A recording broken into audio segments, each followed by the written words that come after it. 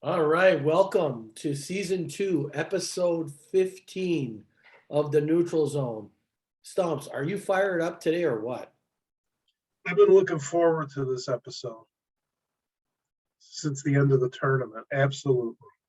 Excellent. Well, we didn't want to wait too long to bring you an installment of the Neutral Zone because the tournament just ended and lots of thoughts, lots of observations, lots of judgments have been made positive about the most recent Hockey Legends tournament that happened this past weekend in the Chicago area, led by Frank Klein and his management staff. We are excited to have been part of that. However, today, before we get into that, we're going to cover some very important topics. And what I'm going to do right now is share with you my screen so you can see what we're going to cover today. So, a couple of things to keep in mind, like normal. We will start off with some current events in the world of hockey, some not always so positive, and some will really pull at your heartstrings today. So I'll warn you in advance. In addition to community updates, which again are some of our teammates in the community are mourning the loss of special people and their family.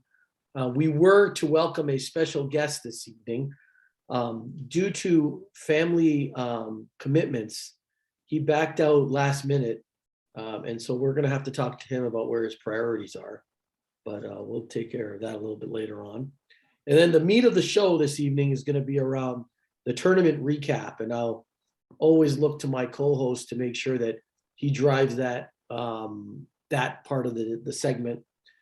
And then we'll talk a little bit about the future of TNZ. And again, I encourage you all to subscribe to our YouTube channel and put in any comments on the videos so we can learn and hear from you around things you'd like to see going forward. Stomps, anything you want to add that we should cover this evening, or should we just go forward? Say we go for it. All Ready right. to go. All right. Well, let's start off with some very sad news. I think it's coming on to 2 weeks ago. I think it'll be 2 weeks this Thursday coming up, where a Connecticut high school hockey player died in a very tragic and unfortunate ice hockey accident. We share the sadness of the hockey community around the world for the loss of young Teddy Balkin, who died after suffering this injury during a high school hockey game. Stomps, where did you hear about this first? I was in my car listening to the NHL Network, and I caught the very end of, where I guess, some of the NHL players had been reaching out. So I was trying to piece it together. I knew something bad had happened. So then I decided to look it up, and gosh, I mean, just what a terrible accident to happen on the ice where, the kid was cut by a skate on his neck. Right. And I mean, I can't even imagine being the parent and friends, team, everybody. And I immediately thought, for those of us old enough to remember Clint Malarchuk. Yeah, I was thinking of that as well. The jugular. He was playing with pretty sure he was with the Sabres at the time, and somebody went in there, crashed into the net, cut his neck. I mean, blood everywhere. It was graphic. Right. And the only reason he survived was because the doctor who was there happened to be on that side of the ice. And they got him out there, and he was able to put pressure. They said if he was on the other side of the ice, just that little bit of extra time it would have taken, he would have been gone. So, and I'm just thinking about this poor kid. I'm sure, there probably wasn't anybody there with medical training or, Right. I mean, Right. just such a terrible thing to happen to a young boy, but Yeah, it's sad. Good looking young boy as well. We send our deepest condolences to his family, and I thought the NHL paid a nice tribute to this young lad. Um, so another thing that happened this past Monday was obviously it was a Martin Luther King Jr. Day, which is typically known as a day of service. And I don't know if those of you watching have the day off at work. I know a lot of companies these days are giving the day off of work. I was fortunate enough to get the day off. However, I ended up working. However, one of the things in Fort Wayne that I thought was interesting is the ECHL players wore special Martin Luther King Jr. jerseys. You see the MLK on the front there, Stomps? That's a pretty nice touch. it's a nice jersey. I like the way you point out that you had the day off, but you still continue to work to just build yourself up as a hardworking individual that we know you are. You don't have to bring it up, but no, this is a great tribute. And let me ask you, let me throw a question out at you. Sure. See what your knowledge is. So in the United States, there are close to 1,000 streets named after MLK Jr. Can you name the first city to name a street after him? Wow. I'm going to take a guess. Excuse me, North Chicago.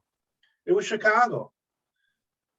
Chicago on the South Side in 1968 Wow. was the first city to adopt the name MLK Jr. Boulevard or whatever. I don't know if it's road or no, it might be drive. But regardless,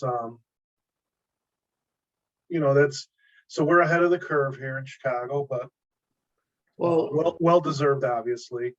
yeah. He great figure in history in this country, and yeah, I mean that was a cool gesture by the Fort Wayne. I believe is their name the Comets. I believe I want to say that's the name of the I team. think so. I could be wrong though. We'll have to fact check. But another related question: do you think that these jerseys that you see on the screen are as good as the Toros' new jerseys? Probably. Yeah, I like them. I like the Toros ones as well. Yeah, very good jerseys. We got some great compliments on that. For anyone interested in that, in getting jerseys, just reach out to, I think, Frank Klein or Dave Schmiel. Both of them know where to look for those jerseys. So we pay special tribute to two hockey dads this week who lost their lives. Let's start off by talking about Joe Gleason, who played with us in the tournament, as well as Brian Ganutek. Joe Gleason's dad actually passed away the day the tournament started. He lived a great life from 1944 to 2022. And then Brian Ganutek's dad, who passed away 2 days before the tournament started, Thomas Joseph Ganutek, lived a great life from 1943 to 2022. All I can say, Stomps, with regards to these guys is, we wish them the best as they continue to, mourn the loss of their fathers. But isn't it unbelievable, Stomps, how these guys both showed up to play? Like, talk about that. I mean, amazing character. Yeah, well, I mean, that speaks, like you said, to their character, and and I think they definitely needed that time. They needed to be with their teammates, and just for that few hours, whatever it is. I'm struck by these photos you put up here of what chips off the old block Joe and Brian are, huh? I mean, the resemblance you definitely can see for both. Right. Two very handsome looking men, I tell you. Definitely the apple didn't fall far from the tree. with these two guys. Yeah. I mean, you never know exactly what anyone's going through, but I like to think I do. I lost my dad in 1999, so it's been a long time. So Were you active in the obviously, ball hockey? Were you actively playing ball hockey at that time? I was, yes, absolutely, I was. Did you play like during that week when it happened? Gosh, I can't remember that. Right. Can't remember that, but we definitely, our hearts go out to the guys and their families, and certainly Patty and Joey and Brendan on the Gleason side, the grandkids, of course. So Yeah. Yeah. Well, we're here for you guys. If you need anything, don't hesitate to reach out to Stomps or I. All right. I know this is a hard one for you, Stomps, but I think the tournament had a lot of interesting storylines that occurred throughout. However, what I did want to bring up was the unsung heroes in the Chicago ball hockey world, which is our referees. I mean, I spoke to a couple of players that were traveling from out of town, and they were very impressed with the level of officiating at the tournament. And, just how the refs were conducting themselves, how they explained calls. Yeah, every ref is going to miss a call, but I just wanted to say these guys' names, and then Stomps, I'll look for you for some reaction. Just a special thank you out to Jay, Gigs, or like what I like to call him, Jigs, Stomps, my co-host, Stevie J, Jeremy Worgan, which I did not even know was a referee until the tournament started. And I saw him, and we had one game where he came up to me at the end of the game, and he was explaining to me one of the calls, and his level of communication was amazing. Like, just the fact, it allowed me to kind of think about the game differently as well when I'm out there. So thank you for that, Jeremy Worgan. Sabo, of course, Brill. I don't know. I didn't see Lou ref too many games. I know he's one of the legacy reps. And then finally, Chris Frederick, who made his referee debut. Any comments on any of these fine young lads? no, I mean, I think everybody does a great job. Jay and Giggs were the Iron Men of the weekend for sure. Like you said about Jeremy, he came up, he asked me, and I said the best compliment I can give you is I didn't notice you as the ref. So, it's always a good thing if you don't notice the official. Sabo was an Iron Man too. He reffed a lot. Lou was there for, I think, Sunday morning games. Right. Of course, Brill was out there. I think Stevie got maybe one game in. I don't know if Chris Frederick was able to ref any. And I ref several games. We had the ref show the last time, or 2 episodes ago, or whenever it was. So, but okay, so yeah. Regardless of that, what in your mind, what kind of additional pressure does it put on you as a ref, whether it's the physical load that you bear during the tournament by reffing in addition to playing? What does that do to you think to you as a player / ref in a tournament? And one could argue, could it cloud your objectivity when you're reffing an important game, or did they purposely set it up so you wouldn't ref a game that was in your division? I don't think that would happen to these guys and yourself, but was there any thought about that? No, I don't think that was an issue at all for me. You could make an argument that doing both hinders your ability to be at your best at both, if that makes any sense. Right. I just keep learning, try and learn. I had one really just gaffe out there officiating, and I literally went into the locker room after the game to the team and apologized. You got to own it, right? If you do something that's, bad in some way, but did it cost them the game? No, thankfully. Right. That's one of my biggest fears, right? Is just not being in the right spot, or especially missing a goal or something like that. But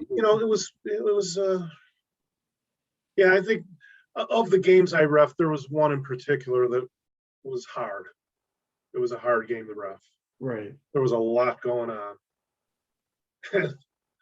But you got to be able to do those games too. So, Right.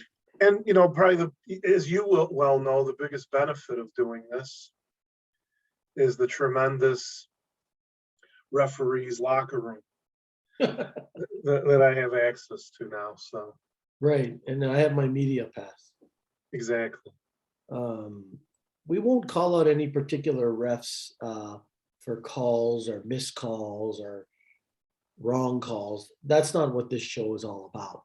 However, I will ask a question. Do you think at some point in the future we will allow for video replay?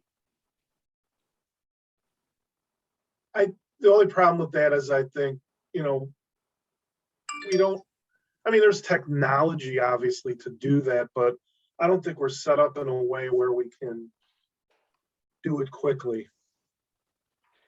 Quick enough. That's right. That's Yeah, right. it would just delay things tremendously. And then, so Yeah. you never say never, but Well, we're always, then what you have to do is you'll probably get a lot of disputed calls, and then is it just goals? Is it penalties? Is it offsides?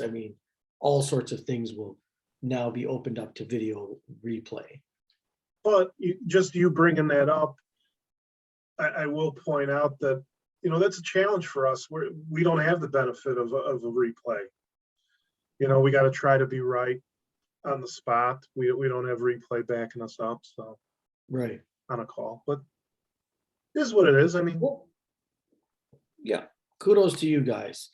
Hey, let's congratulate Venom. They went to the finals and they had a very strong tournament led by Ryan Canoy and some really good combination of veterans, youngsters, and good goaltending.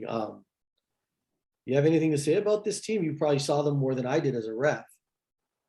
No, they represented Chicago, Palatine, all of us really well. Once our team went out, I was pulling for these guys 100%. Absolutely. They did a great job. You had guys like Kenny Schmidt. Kenny was an Iron Man. He played I don't know how many games he played total, but at the end of the tournament, he played 3 in a row when you're going to be probably at your most tired. So that was pretty impressive. Kenny played in Open as well? For the Southsiders, yes. Oh, wow. Excellent. Okay. So he almost got 2 titles. Yeah, that was nice. But yeah, no, Venom played great. All the guys threw up and down that lineup. Their goaltending, Kevin Contreras. Pinky had a huge overtime winner against the Warbirds in the semifinals. I think they, quite frankly, in my opinion, they just ran out of steam in the finals. Right. They didn't have anything left in the tank. You could kind of see that. Right. And I was really, really observing and watching the games closely. So yeah, he told me that as well. And like you, I was pulling for Venom too, for different reasons. I have a historical allegiance to this team. I am one of the original members of Venom. We had won our only championship. I won my only championship at this tournament with Venom. I think it was 2017, if I'm not mistaken. But yeah, it would have been nice to see them win again. Congratulations, though, again to them on a great tournament. did they retire your number? I don't know. We'll have to see if I go back there, if they take me back or offer me a better contract than Schmiel. I'll let you take this one away. What can you say about the Southsiders that hasn't been said? Tremendous team. Represent Chicago solidly. I'm going to come off like a groupie now. I talk about the Southsiders so much. I mean, truly, I closely watch how they play. I like how they play the game. It's not just the winning. It's not just the flashy goals and the speed. It's the smarts. It's the coming back into your own zone. It's breakout plays. It's the great veteran Billy Jacques in there now, still winning championships. They brought in some new faces for this tournament. I was trying to get the name of one of the guys. Let's see if I might have it here. Give me a second. Sure. Well, while you're pulling that, yeah, go ahead. His name is Jared White. And if you really watched the Southsider games closely, you would have taken notice of number 2 on defense. He goes to Western Michigan University in Kalamazoo, plays Division I hockey there. And wow, it was just amazing watching him. Just like he had another gear with speed, and he ended up scoring the big winner late, and I think it was the semifinals against Mayhem. I had a good angle of it. He got the ball at the center point, right? He had a clear lane to the net to shoot. But as somebody you could tell with good hockey sense, he knows if he shoots that at that point, there's a good chance Adam Bruno saves it, because Adam was playing great in that game. He waited for a little traffic, and then he picked a corner. So yeah, he was a revelation for sure. But all of them, I mean, hey, we've talked about these guys, but I mean, they had new guys like Josh. I don't know Josh's last name. Josh is another Canadian player. This guy Jared White's from Canada as well. So Okay. So they might be from the south side of Canada, if that's possible. Southern Ontario, maybe, or something. Maybe Southern Ontario. No, really, really nice group of people in this picture. Absolutely. You had the pleasure, I had the pleasure of playing with a good subset of them on Dynamo for those Correct. sessions until we were interrupted by the pandemic. And I've reffed a lot of their games. I mean, it's actually fun to ref their games. You learn a lot out there. But yeah, congrats to them keeping it in Palatine, keeping it in Chicago, the championship. They're now the 2-time tournament. They won the fall tournament as well. So yeah. They won the fall tournament. I think Eddie Urban won the last 2 years ago tournament with the Toros, right, as well? That's right, he did. Yeah. Well, That's correct. Good for them. And we see Danielle in the picture too, who's We do. another Dynamo player, as well as she plays in a lot of the different pickup games as well, and the league on Mondays and Wednesdays. So congratulations to you all. We can see Jeremy Fredette in there, a former teammate on the Raiders. That's right. Yeah, absolutely. No, a bunch of great guys. Congratulations to and gal. Congratulations to the Southsiders on a successful tournament. And for those of you who are just tuning in, you're watching the Neutral Zone season 2, episode 15, where we're just recognizing the Southsiders for a well-deserved and hard-earned victory to be the champions of the Open Division at the 6th annual Chicago Legends Ball Hockey Tournament hosted in Chicago, Illinois. We also did a special feature interview with one of the Southsiders, and that was with Steve Nevin, who I believe is the gentleman with the long hair, and I'm putting a little circle around him there. Great interview. All right, so the Rocket, right? The Rocket, Maurice Richard. Who wins that trophy every year, Stomps? Like, what is that trophy for again? Do you remember? I think that's isn't that points, or is it goals? I can't remember. I think it's goals. It's goals. So Yeah. who wins it every year and what? No, I mean, like, that's what you've answered the question. Basically. Okay, yeah, well. The reason I had this picture up of this legend is because we had a special guest that was supposed to be here on the show today, and I always look at him as a guy that wins a lot of goal scoring titles.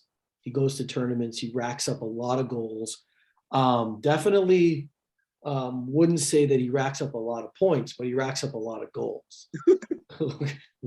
And I've never really focused too much on his plus minus and his defensive game. But truth be told, in one of the segments that we did about the Toros, I think it was Dave Schmiel who said he was one of the best pure goal scorers that he's ever had on the Toros. So this was supposed to be our guest today, Dan Bruner. He'll be a future guest.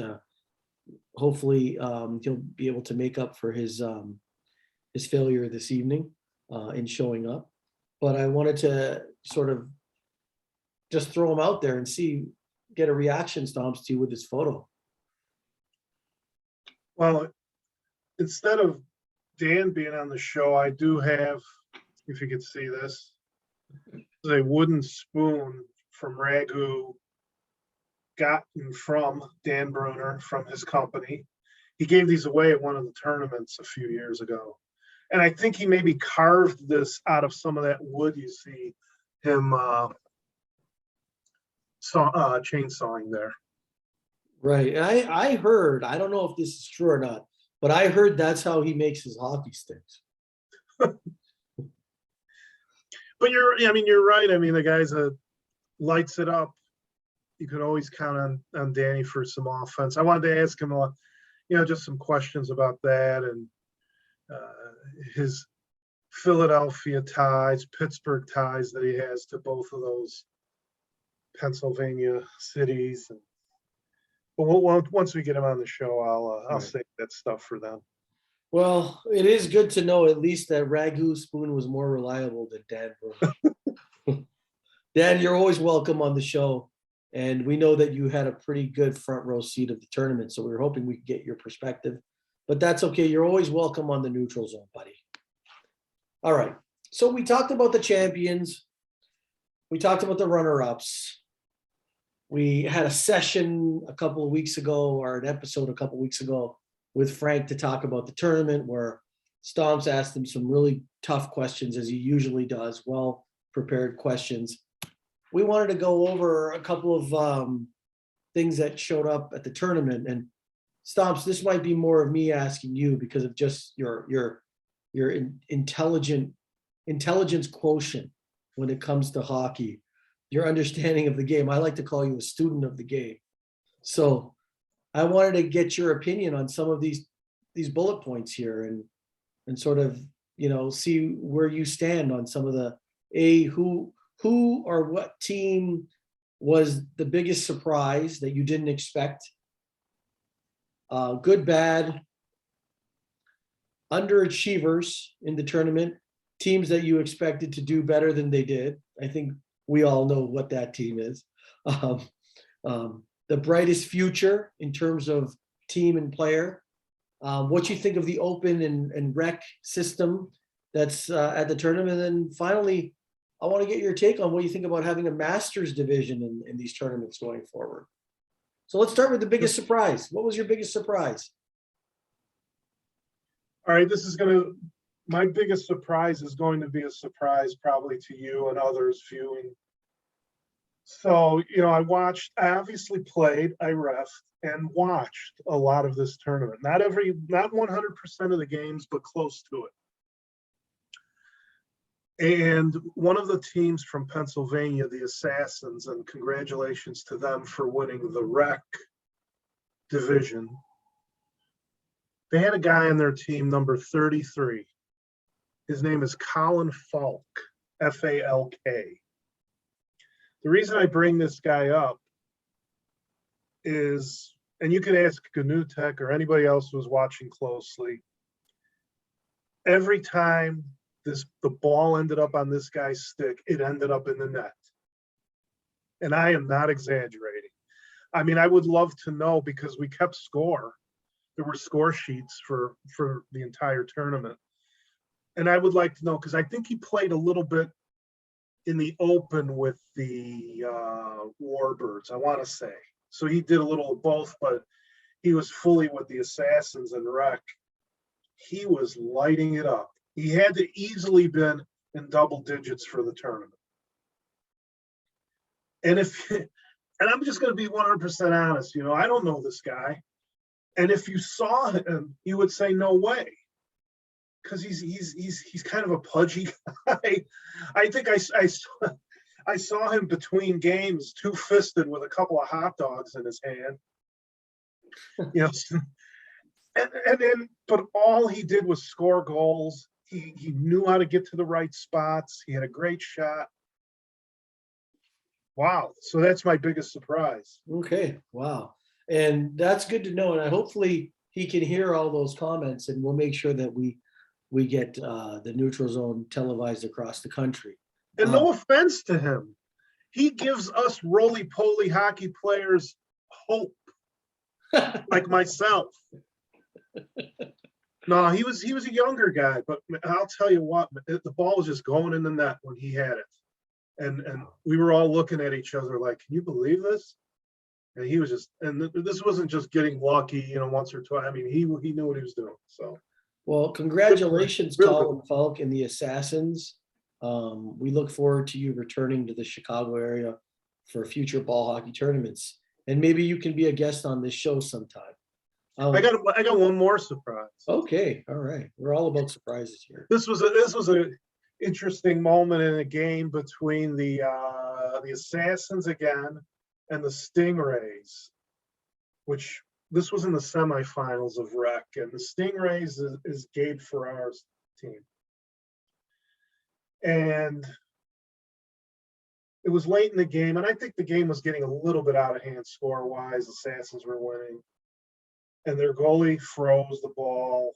And I want to say Gabe's brother, Jake, either slashed the goalie's glove or whatever it was. You know how it happens. There's a whistle, boom. So the goalie got up and went after Jake. So, and then within 5 seconds, here comes Gabe like a freight train. And he sent that goalie flying. I mean, he gave him a shoulder, and that guy, and then that guy scrambled to his feet. He wanted Gabe in the worst way. And the refs did a good job, just keeping them separated. But that was some tremendous chippiness that Wow. It was Gabe's tough. I mean, Gabe's tough on the ball if you play against him. And he was he was coming to the aid of his brother. So well, you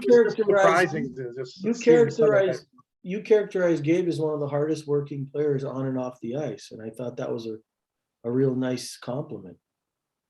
Yeah, I always say it because just watch him. If we're having a scrimmage and he's there, whatever, everybody's getting off the ice, or he's like the classic first one on, last one off, right, type guy.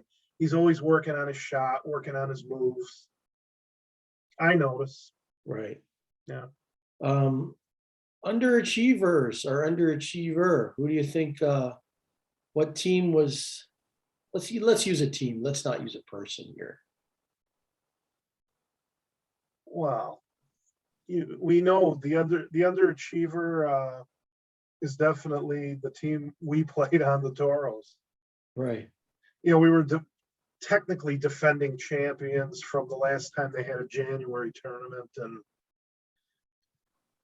we just had a rough time. We just really couldn't get it going. I mean, I think the last game of the round robin, we started to pull it together. We played a lot better, and quite frankly, I thought on Sunday we played. It may have been our best game and our best effort. It just wasn't enough against the Warbirds, but. I should throw it back to you. I mentioned the round robin. What are your thoughts there? Well, I would like to say that you should never underestimate the importance of the round robin, because the way you seed makes a huge difference. And there are some veteran players, one in particular on the Toros, who continues to say all that matters is Sunday. I vehemently disagree with him. I think that you should play your best hockey as soon as possible because it's a short tournament. And like you said, by the third game of the round robin, we started getting our game together. But at that point, the other teams have already had their game together. You don't have that much time to build chemistry. Sure, Sunday matters, but you have to be playing a high level of hockey earlier than Sunday because how you seed makes a difference. So we didn't seed too well. And what did that do? That put us in the first, I guess that's the quarterfinals, right? They put us in the quarterfinals against an excellent team, a strong team, the Warbirds, who have a tremendous amount of chemistry. And while it was I would say that that game against the Warbird was probably our best game in the tournament, even better than the one against the BH Kings. I would say that it just wasn't enough. It was too little, too late, in my opinion. Yeah, I was going to ask Frank this question, but I figure he gets hassled too much at these tournaments as it is. But and I think I understand, how they do the round robin, right? You get X number of points for a win, and then there's goal differential works into there. There's still part of me that feels like we should have been seeded 6th instead of 7th because we were 1 and 2. The BH Kings were 1 and 2, and we beat them head to head. Yet they finished ahead of us.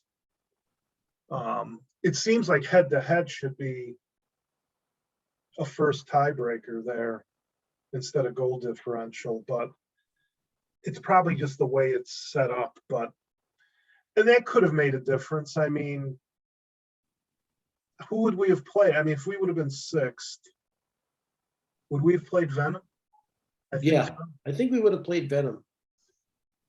And I'm not sitting there saying, oh, yeah, we're going to beat Venom. We lost them in the first game, but there would have been that familiar, we know all those guys. And sure, I think it would have been who knows? Despite losing the first game against Venom, and then obviously losing the second game against the Warbirds, we did match up a little bit better against Venom. But again, Venom beat the Warbirds as well. So, I mean, Venom could have easily walked all over us. And I'm with you. Okay, I wanted to ask you about the brightest future. And this could be a team or this could be a player again. I'd say team-wise, I'm going to say Stingrays. Gabe's got a good young group. Most of the guys are pretty young on that team. I think they're a team to watch going forward. And I think we got some good young players. I mean, we always like to have more, but we've got some good young ones out there just individually. You look at the Kennys of the world, or Josh from Canada. He's also a Glencoe player. There's just a lot of good talent. So there's a good future. But if I had to go with a team, I'll say Stingrays. Okay. My brightest future, a lot of those names, Team Stingrays comes to mind. In the particular game against us and Venom, I thought Adesh continues to look good, and I think he's going to get even better. I mean, he got a breakaway on us in the first shift. I mean, his acceleration is phenomenal. I mean, he's just getting better, and I think all this experience is going to serve him well. Yeah, absolutely. Stomps, how do you feel about the rec and open system, particularly around the exchanging of players between the different teams? And I know that some of this has to happen just by design because some teams don't have enough to fill a roster, and also teams are coming from out of town. So I think you find yourself in a challenging conundrum by kind of limiting who can play in what division. But do you think that there's room for exploring different ways to do this? I don't know exactly what the rule is. It seems like a rec team, if you're going to have any open players, it should be capped. I don't know what that number is. Is it 2? Is it 3? It just seemed like there were a lot of players that were playing in both. But it's at the end of the day, it's hockey. Right. You play, and it's probably no perfect system. Right. That's Like why you I said, sort you don't want teams ended up short. right, exactly. I Right. can see the challenge there. Do you think we're gonna be able to in the future field a Masters division in these tournaments?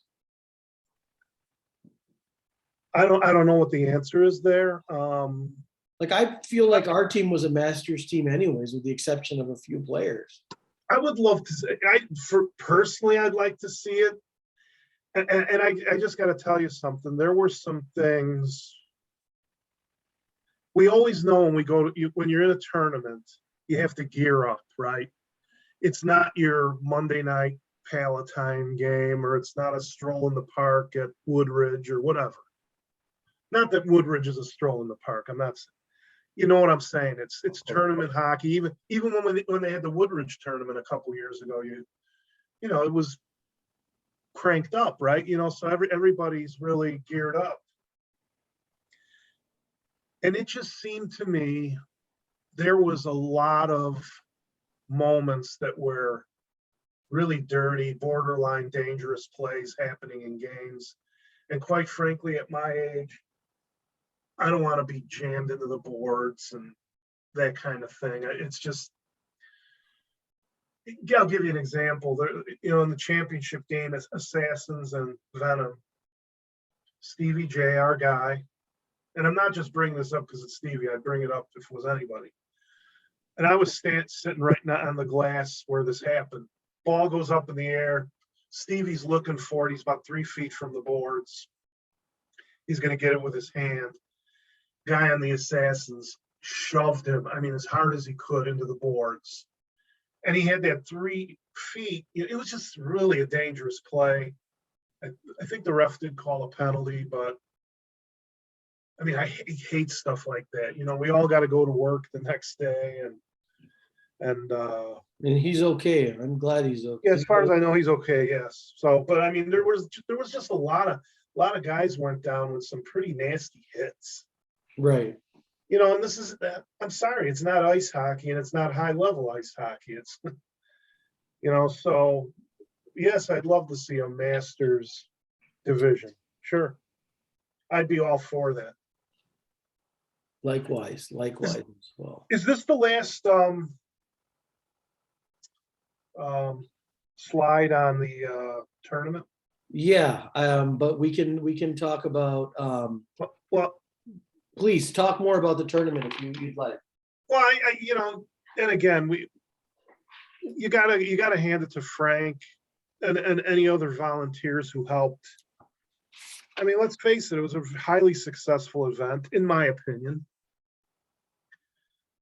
But we saw what Frank posted today on the app. And because I don't want to misquote Frank, I'm going to read from it here. Yeah, go for it. And this was just a thank you.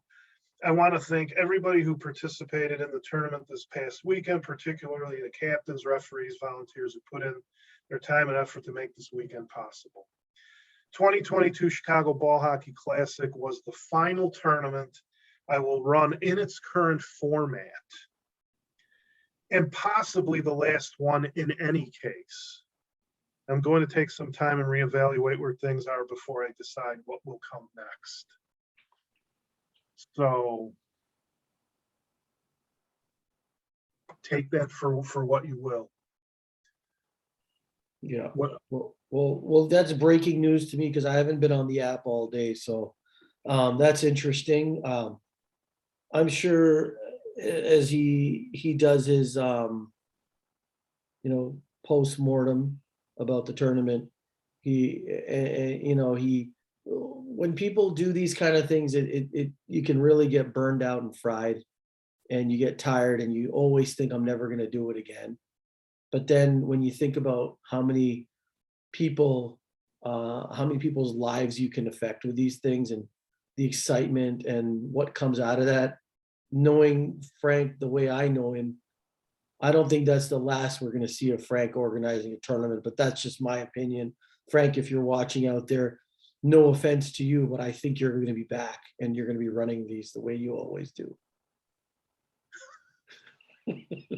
Well, I mean, you know, and we haven't even mentioned your favorite topic yet, COVID. I mean, you throw that into the mix, and I'm sure this was a very challenging event. I think it came off well. I mean, I think the out of towners like it. I'd put our facility up against any other place where we travel out of town for tournaments, and Right.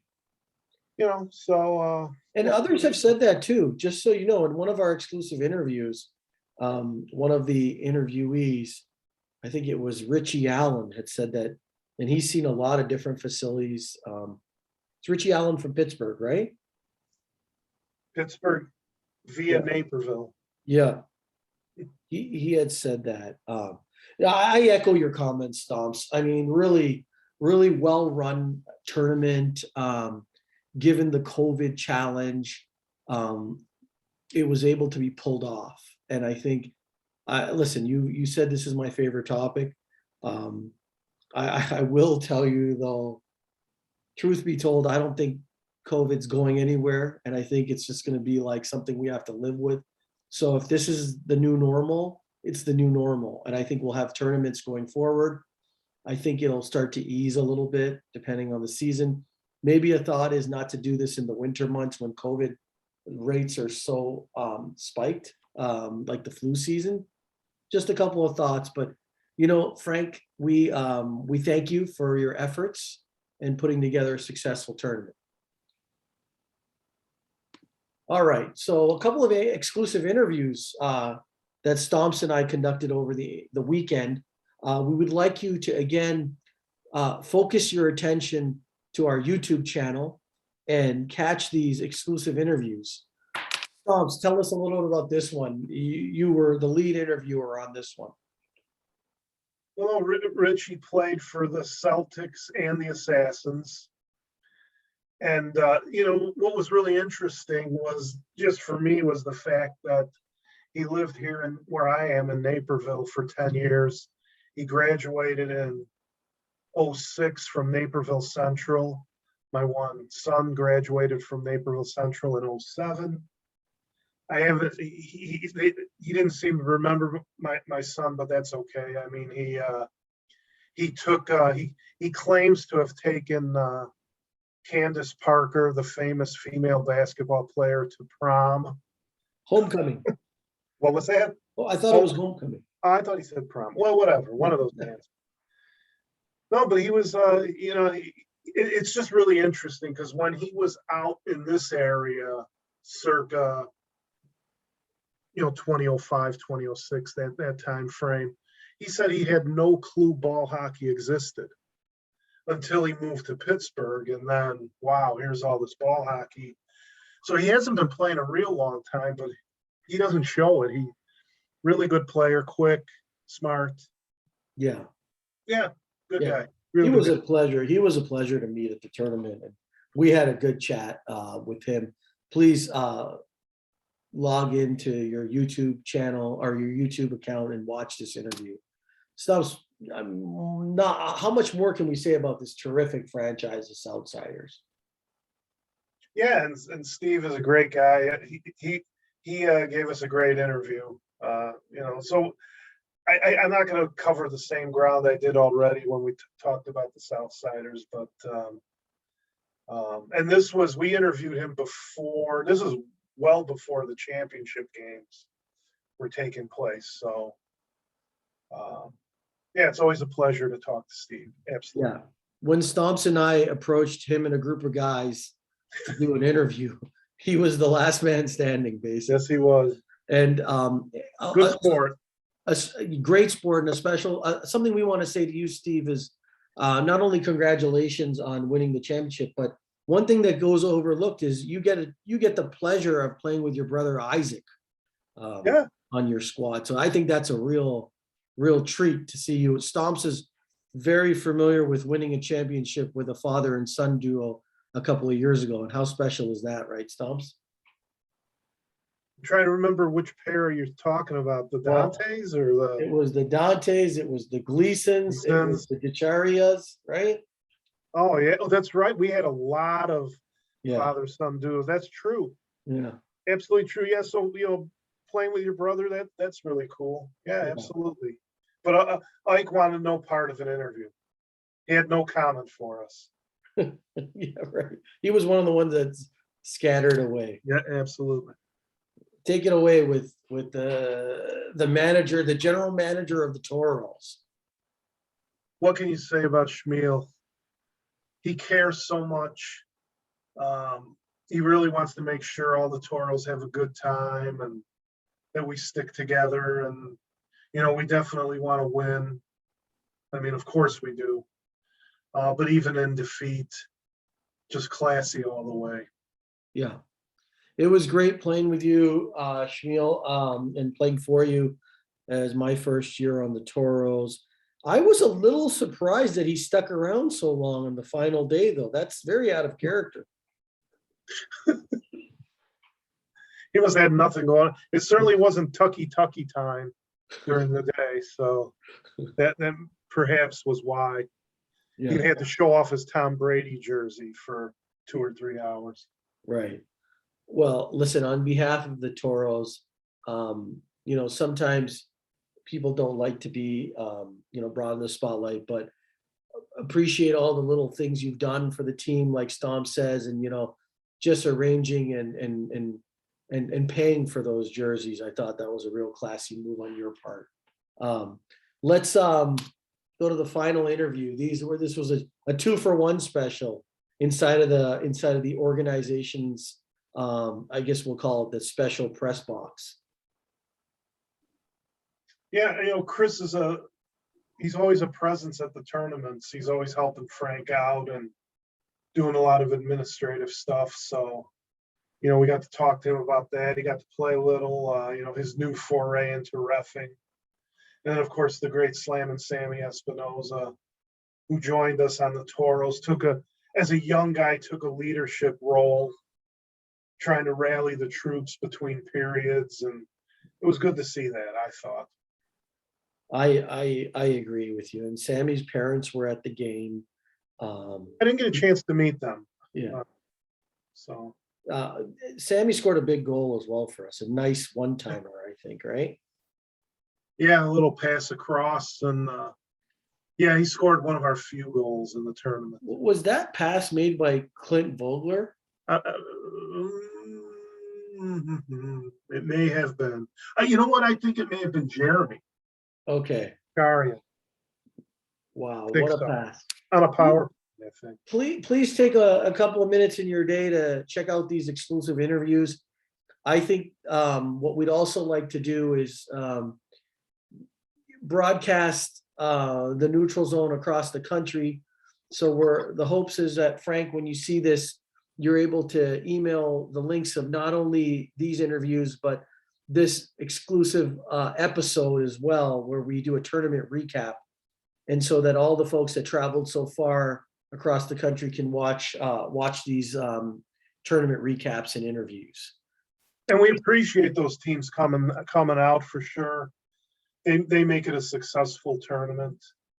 And and I'd be remiss if I didn't say we got another appearance from the great Robert Marvin Hall, Bobby Hall, who showed up Sunday for a portion of the tournament games. And that was his second appearance at one of our tournaments. So right. Yeah, that's cool.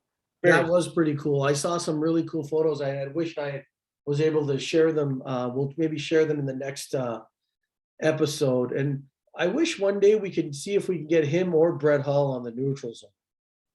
Wow. Well, you have a contact to Eddie O, right? So maybe you can make this happen. Yeah, I can maybe make that happen. So what do you think about the future of TNZ, Stomps? Are you excited? Are you fired up the way I'm fired up? I was worried when you had that on the, I bet we threw our viewers a curve in the early on slides where you had that bullet point, the future of TNZ. They're probably like, oh no, are they going to hang it up? But, well, of course I'm excited. There's so many people we could feature, so many teams. There's a lot we could do with it. We're committed to the ultimate form of entertainment here, so we're not hanging it up anytime soon. I will tell you what underscored the importance and the meaningfulness that we bring to people's lives is Gigs put together a big banner for Oh us man, at the tournament. Two banners, one for Stomps, one for I. We were unable to put it up, but he also got us stickers, and those stickers actually went on. Players wanted to put it on their helmets. The neutral zone sticker. I'm glad you mentioned that. I forgot about that. Gigs came through. He reached out to me right before the tournament. And I didn't really know what he had in mind, what he was going to do exactly, but that was outstanding. Kudos. It was. And I think Brian Chester was one of the first to put it on his helmet. I think Jim Burrow put it on his helmet. I certainly know you and I did. If anybody wants a neutral zone sticker to put on your helmet, please reach out to us. What we want to do is, we want to grow the game, right? Like, I think, one of the concerns that we have is that, we don't want to lose the future generation of ball hockey players. We think that the pandemic, did a little bit of injustice to us, but also there was people that were starving to play. So we had so many pickup games during the height of the pandemic. What we're going to try to do is bring to you some, mystery surprise guests going forward. We'd like to bring in some people that you haven't seen before, obviously being loyal to our viewers and our guests that come on regularly, but we'll still be bringing some mystery guests. So look for that. And again, if you have any suggestions, or even if you want to be a guest, just reach out to Stomps or I, and we'll put you through the interview process. With regards to beating the pandemic Chicago style, I think we're just going to continue to get vaccinated and find a way that we can be immune to any new variants. And hopefully we can do that through the deep dish pizza in Chicago as a way to be immune. Because what I saw on the weekend was a tremendous amount of support for this game. I think Chicago has shown that we can lead the country while there's a pandemic going on in a safe and fun way to be engaged in sports, Stomps. I know a lot about the pandemic. Diversity in the sport. I just got a text this afternoon from somebody in the league who was asked, hey, can you do a special segment on diversity? And I know that I think hockey is for everyone. Hockey Awareness Month or Hockey Diversity Month is coming up. We made you an installment there on that. We have a ton of diversity. If you recall in season 1, Stomps and I went through the different diversity with all the different flags, and we showed where people hail from everywhere from Poland to Italy to Czechoslovakia to Canada. I mean, there's just a bunch of countries. I'm probably missing a few here as well. And then what I'm hoping we can do is bring back the vaccine zone when we get a vaccine that works really well. Not to say that the vaccines don't work. They do work. What do you got there on your phone? The background's screwing things up, but kudos to Carlo for tipping us off to this Illinois Department of Public Health, where you can register yourself and get a smart health card. Oh, wow. Yeah. Oh, yeah. The barcode. The barcode. Yeah.